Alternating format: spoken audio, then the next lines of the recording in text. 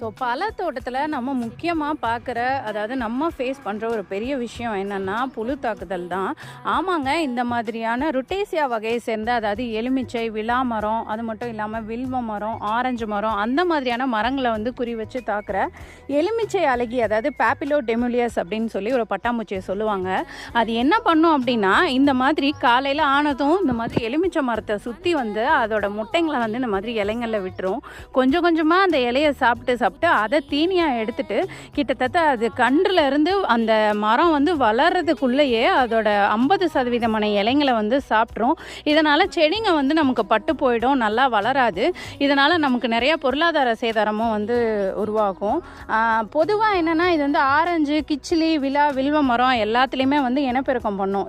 இதோட ரெக்கையே பார்த்துட்டிங்கன்னா 80 100 மில்லிமீட்டர் வரை இருக்கும். நான் இப்போ அந்த பட்டாம்பூச்சி என்னால் இப்போ கண்டுபிடிக்க முடியல. கண்டிப்பாக வந்ததுன்னா இன்னொரு நாள் வீடியோவில் போடுறேன். ஸோ அது என்ன பண்ணோம் அப்படின்னா, இந்த மாதிரி குச்சி மாதிரி ஆக்கிடும். எல்லா இலையும் சாப்பிட்டு கொஞ்சம் கூட ஒரு இலைங்களே தெரியாத அளவுக்கு குச்சி மாதிரி பண்ணி விட்ரும் நம்மளோட செடியை.